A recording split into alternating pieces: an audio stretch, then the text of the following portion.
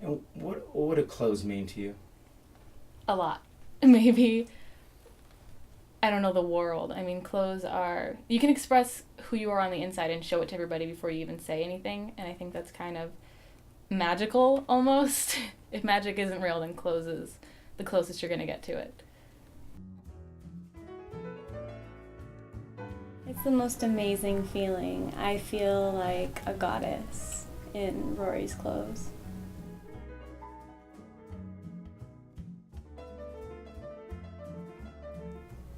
Rory is truly an artist. He is self-taught himself throughout his life, and he creates wearable pieces of art unlike anything that you could ever see in a store.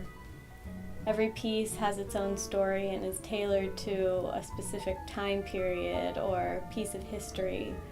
And Rory just recreates the past with his art, and it's feels like going back in time when you wear one of his dresses.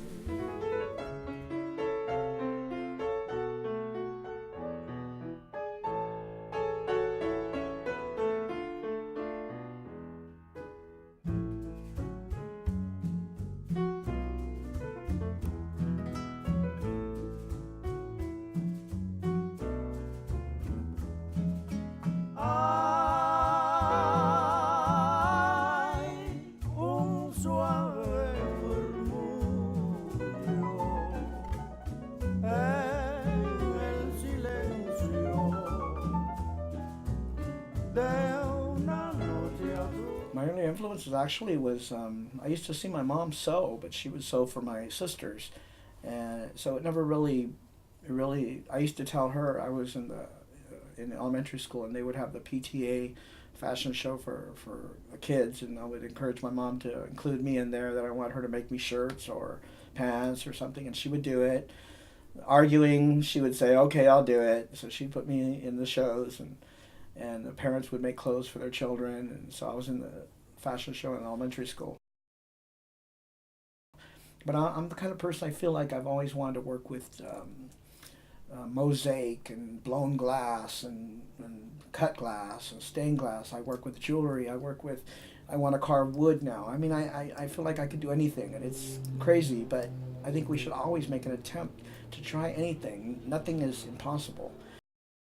Now, how does wearing Rory clothes make you feel? Definitely magic. Wearing Rory's clothes is like, I don't know, it's like time travel and being able to be the princess you always dreamed to be at the same time.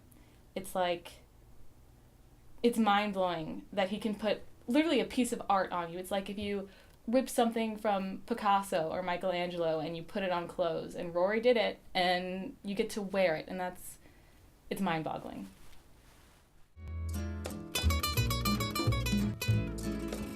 Artistically, I think I'm really good at art, and I've been doing it for a long time. And then I was inspired by movies, Hollywood. Hollywood's always inspired me. My name is Rory. I was named after Rory Calhoun, a Hollywood idol in the 50s when I was born. And my middle name is Don, after another actor, Don Amici. And so my parents named me after Hollywood stars. So I think I was destined for that. And I would go to Los Angeles as a small child, and I would see Los Angeles, and then I saw film, and I saw the images on film, and it was celluloid magic, and I wanted to be a part of that. So my whole desire was always to move to LA and work in that.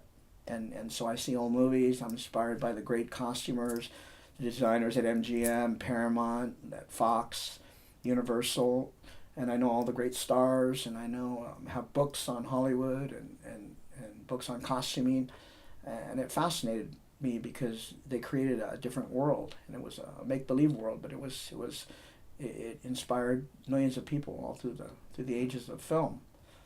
So that's my inspiration. When I lived in Spain, I was struggling, and I went there. I went to originally my whole idea was to go to France and work in the film clothing industry there. But when I got to France, the language barrier was just too difficult for me, and I got scared. The fear took over, So I decided, well, I'll go to Spain. I knew Spanish. If I could survive in Spain, then I could. But my whole idea was to resign from the state after 8 years, and I wanted to pursue my dream. So I figured I had no connections here, so I decided to resign after 8 years of state service, and I went to live in Europe. And a fortune teller had told me that I would meet 2 women there that would be instrumental in helping me in my career. He told me that women will always be instrumental in my career. That's one thing he told me. And so he didn't know anything about my career or what I wanted to do. So I met 2 ladies. He told me I would meet a fair-skinned woman and a dark-skinned woman. And the first woman that helped me was a woman that was fair-skinned, blonde hair, and she helped me there. The second woman was a dark-skinned woman with dark hair. And she would, when I lived with her, she would take me in the back alleys behind these bridal shops, and there were dumpsters that had bags full of fabric and beads and needles and pearls and everything. They were throwing away scraps from the wedding dresses. So here I would go there and pull out these bags of fabric, which are a lot of times big piece scraps of fabric, and I would create things from that, and I would sell them. So it was a matter of just hustling, my work, and so it was a survival instinct that set in, and it worked out really well. I encourage the youth to follow their dream and listen to people.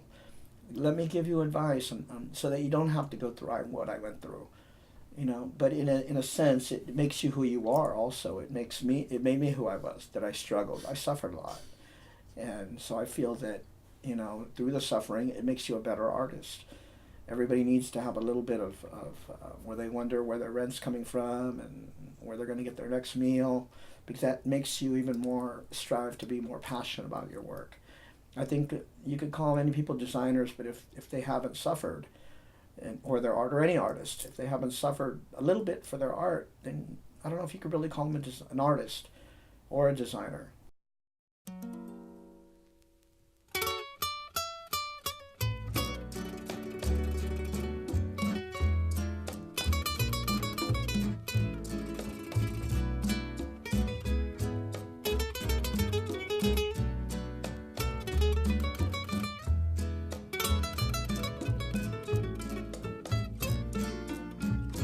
Tanto tiempo disfrutamos de este amor, nuestras almas se acercaron, tanto así que yo guardo tu sabor.